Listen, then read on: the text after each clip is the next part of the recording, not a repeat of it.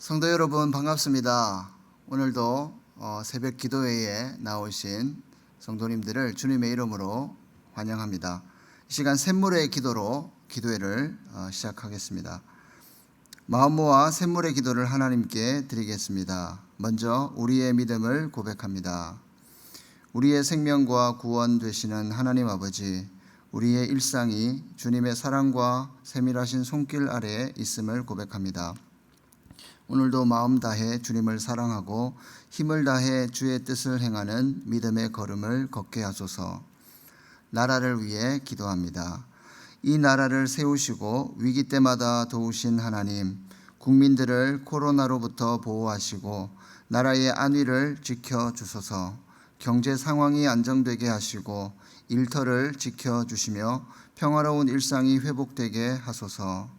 성경의 가치에 부합한 법률과 제도와 문화가 이 땅에 세워지게 하시고 북녘 땅에 신음하는 주의 백성들을 보살펴 주소서. 교회와 예배를 위해 기도합니다. 샘물교회가 교회다운 교회, 기도하는 교회가 되게 하소서. 진정한 예배자가 되게 하시고 하나님의 임재를 경험하며 치유와 회복, 헌신의 결단이 있는 예배가 되게 하소서. 모이는 예배에 힘을 내게 하시고 참석할 수 있는 여건을 허락하소서. 담임 목사님과 교육자들에게 성령의 능력과 지혜를 더해 주소서. 다음 세대를 위해 기도합니다. 샘물의 자녀들이 하나님을 경외하는 믿음의 세대가 되게 하소서. 주일의 모임 가운데 건강과 안전을 지켜주소서. 주일학교와 청년들의 여러 행사가 지혜롭게 준비되어 유익한 신앙훈련이 되게 하소서. 청년들의 진로를 열어주시고 교회와 나라의 기둥 같은 일꾼들로 준비되게 하소서. 목장을 위해 기도합니다. 참 목자 되시는 주님, 샘물의 목장에 따뜻함과 기쁨이 넘치게 하시고 서로 무난하고 섬기는 영적 가족이 되게 하소서. 목자들의 영육을 강건하게 하시고 모든 필요를 채워주시며 힘들고 지칠 때 주님의 위로가 함께 하소서. 사람을 남기는 목자와 목장이 되게 하시고 기도의 응답이 풍성하게 하소서. 선교와 선교사님을 위해 기도합니다. 선교의 주인이신 하나님, 코로나의 역경 속에도 복음의 확장이 지속되는 신비로운 역사를 허락하소서. 선교사님과 가족들을 지켜주시고 귀국한 선교사님들에게 안식과 회복을 주소서. 목장과 후원 선교사님의 긴밀한 나눔과 후원이 지속되게 하소서. 샘물 성도들을 위해 기도합니다. 샘물의 모든 가족들을 폭염에서 지켜주소서. 성도들의 필요를 따라 건강과 물질과 회복의 은혜를 주소서. 샘물 교회를 찾는 새거적들이 따뜻한 환대 속에 신앙의 뿌리를 잘 내리게 하소서. 해외에 있는 가족들, 군에 있는 자녀들도 지켜주시고 보호해 주소서. 은혜로우신 예수님의 이름으로 기도합니다. 아멘. 오늘 우리에게 주시는 하나님의 말씀은 예레미야 10장 17절에서 25절 말씀입니다. 교독하도록 하겠습니다. 에워싸인 가운데에 앉은 자여, 내 짐꾸러미를 이 땅에서 꾸리라.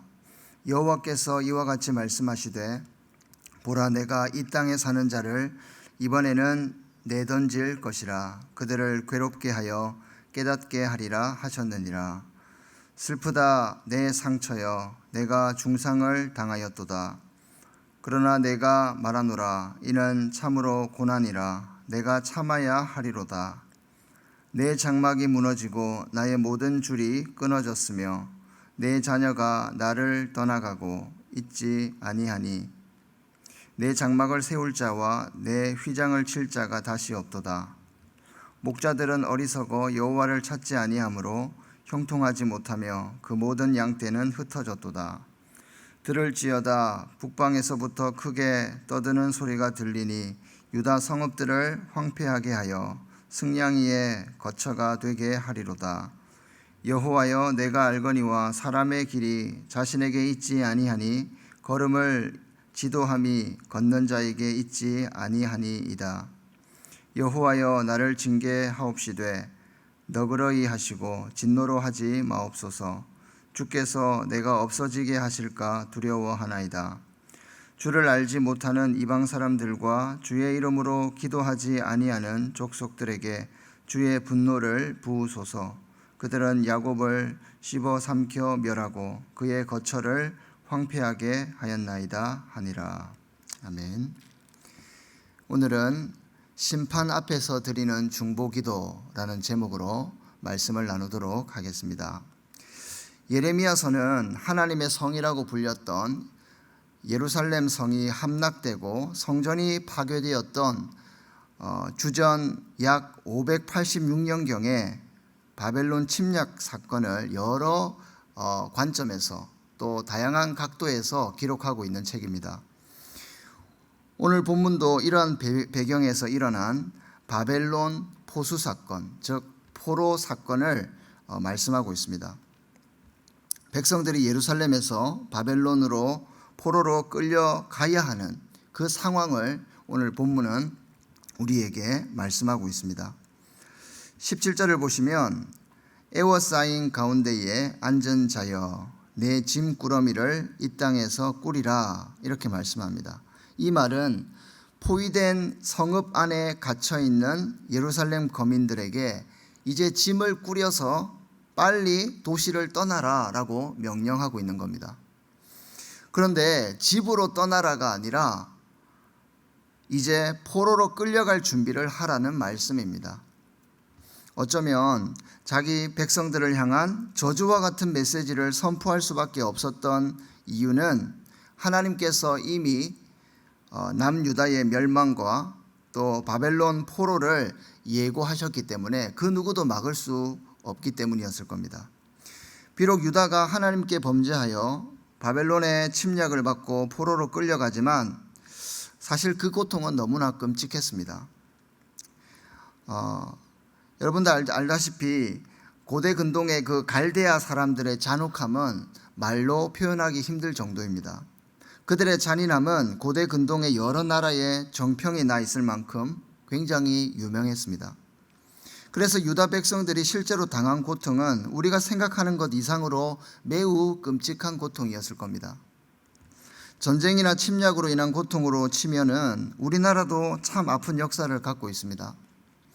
일본군 위안부 피해자 고 김순덕 할머니의 그림 끌려감이라는 그림을 보면 일본군에게 손목이 잡힌 채 끌려가는 한 처녀의 모습이 담겨 있습니다. 그 할머니의 그림이 잔혹했던 우리나라의 과거사의 한 단면을 보여주지 않습니까? 그것처럼 포로로 끌려간다는 것은 우리가 그냥 막연한 것 이상으로 참으로 가슴 아픈 일이고 비참한 일입니다. 이러한 비참하고 끔찍한 상황을 만나면 지푸라기라도 잡는 심정으로 하나님을 찾아야 했습니다. 그런데 여러분, 남유다의 지도자들은 그런 상황에서도 하나님을 찾지 못했습니다. 찾지 않았습니다. 21절을 보시면 목자들은 어리석어 여호와를 찾지 아니하므로 형통하지 못하며 그 모든 양떼는 흩어졌도다 이렇게 성경은 기록하고 있습니다. 목자들이 어리석어서 하나님을 찾지 아니했고 그래서 형통하지 못했고 결국 양떼는 흩어졌다는 겁니다. 여기서 목자들이란 당시 왕이나 제사장을 비롯한 정치적, 종교적 모든 지도자들을 내포하는 단어입니다. 이런 지도자들은 어리석어서 하나님의 뜻을 묻지 않았다고 합니다. 그래서 성경은 그들이 하는 일마다 잘 안 되고 그들의 양떼가 뿔뿔이 흩어지고 말았다고 말씀합니다. 이들은 고난 중에도 하나님을 찾지 않았다는 겁니다. 성도 여러분, 유다 백성들처럼 우리가 인생을 살다 보면 내가 지은 죄로 인해 하나님 앞에 징계를 받을 때가 있습니다. 그러나 오늘 말씀처럼 타인의 고통을 또 타인의 그 아픔을 바라보아야 할 때가 있습니다. 아니면 내 가족이나 공동체의 죄 때문에 그 고통의 피해를 내가 함께 받아야 할 경우도 있습니다. 그런데 이런 고통 앞에서 지도자들은 하나님을 찾지 않았지만 눈물의 선지자 예레미야가 했던 것이 있습니다. 그것이 바로 중보기도입니다. 이 시간 예레미야의 중보기도의 내용을 우리가 함께 묵상하면서 우리가 살면서 직면하게 되는 크고 작은 어려움 앞에서 어떻게 중보기도를 드릴 수 있을지 한번 은혜를 나누는 시간이 되면 좋겠습니다. 첫 번째로 예레미야의 중보기도는 사람의 한계를 인정하는 기도였습니다. 사람의 한계를 인정하는 기도. 23절 말씀을 보시면 여호와여 내가 알거니와 사람의 길이 자신에게 있지 아니하니 걸음을 지도함이 걷는 자에게 있지 아니하니이다 말씀하고 있습니다. 지금 예레미야는 나라와 백성들을 위해 기도하면서 이렇게 고백합니다. 사람의 인생이 자신에게 있지 않다. 그리고 걸음을 인도하시는 분도 자기가 아니다라고 말씀합니다. 그렇습니다. 아무도 자신의 인생 행로를 결정할 수가 없습니다. 왜 그렇습니까? 본래부터 우리의 인생은 내 것이 아니라 하나님의 것이기 때문입니다. 잠언 16편 9절은 말씀합니다. 사람이 마음으로 자기의 길을 계획할지라도 그의 걸음을 인도하시는 이는 여호와시니라. 그리고 잠언 20장 24절에 보면 사람의 걸음은 여호와로 말미암나니 사람이 어찌 자기의 길을 알 수 있으랴. 역시 동일한 말씀을 하고 있습니다. 아마 모든 분들이 경험했을 겁니다. 우리의 인생이 우리 뜻대로 안 된다는 것을 아마 저와 여러분들은 이미 경험했을 것입니다. 결국은 하나님께서 우리를 간섭하시고 도우셔야 살 수 있는 존재가 바로 성도입니다. 그래서 포로로 끌려가는 상황에서도 심지어 우리가 겪는 사고나 질병으로 인한 죽음의 위기 앞에서도 우리가 드릴 수 있는 첫 번째 기도는 무엇입니까?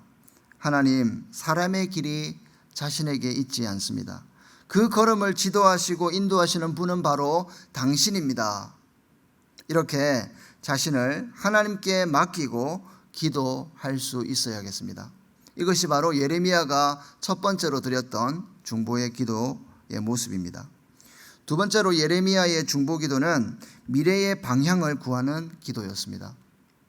24절 말씀을 보시면요. 여호와여 나를 징계하옵시되 너그러이 하시고 진노로 하지 마옵소서. 주께서 내가 없어지게 하실까 두려워하나이다. 예레미야는 궁극적으로 사람이 자신의 길을 계획할 수 없다는 사실을 인정하면서 이런 관점에서 이제 24절에서 이렇게 고백하는 겁니다. 하나님의 은총에 의지해서 여호와의 분노, 그 여호와의 진노를 우리에게 내리지 마시고 백성들이 나아갈 미래의 방향을 제시해달라고 기도하고 있는 겁니다. 시편 6편 1절에서 여호와여 주의 분노로 나를 책망하지 마시오며 주의 진노로 나를 징계하지 마옵소서. 이게 굉장히 비슷한 말씀을 지금 하고 있습니다. 병행되는 그런 말씀을 시편에서도 지금 하고 있는 거죠. 이렇게 말씀하시듯이 때로는 남유다처럼 우상 숭배와 같은 죄악으로 하나님의 마음을 아프게 한다 할지라도 다시 겸손히 기도로 나아갈 수 있어야겠습니다. 마땅히 우리가 징계를 받아야 하지만 분노를 거두어 달라고 기도할 수 있는 겁니다. 염치가 없지만 성경은 이런 기도를 우리에게 가르치고 있습니다. 우리가 고속도로를 운전하다 보면 가끔 짙은 안개를 만나게 되어서 참 어려움을 당하는 경우가 있습니다. 그럴 때는 정말 앞이 보이지가 않습니다.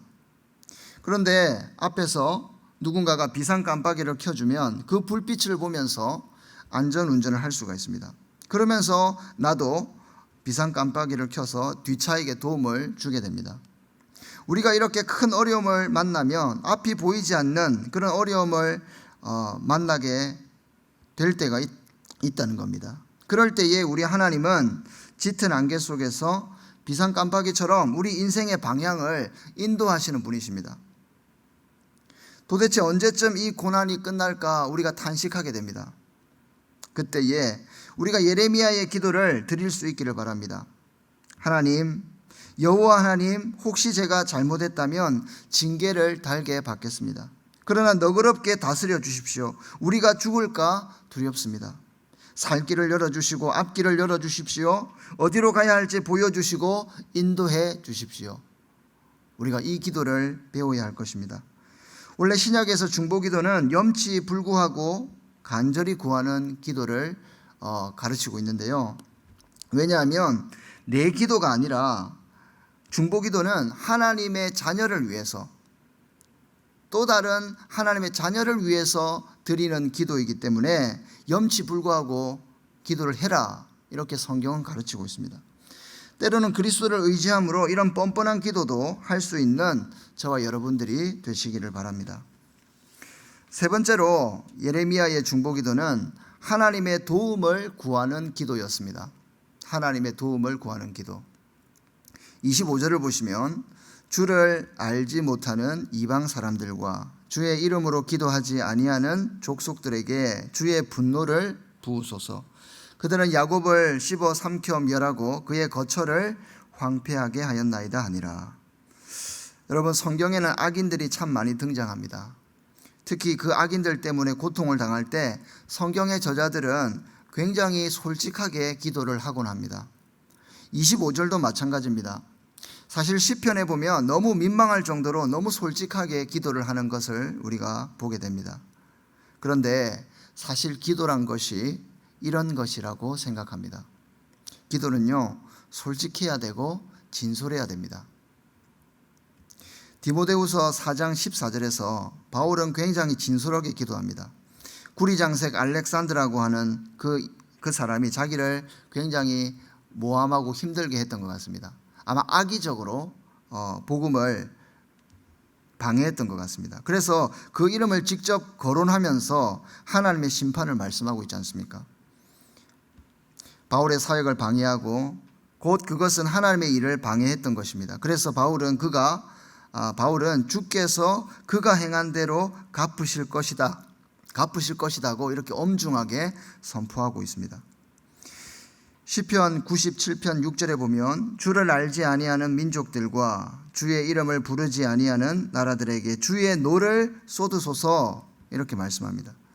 때로는 우리가 악인들을 위해서도 이렇게 기도할 수 있습니다. 왜냐하면 그들이 하나님의 복음 사역을 방해하고 황폐하게 만들었기 때문입니다.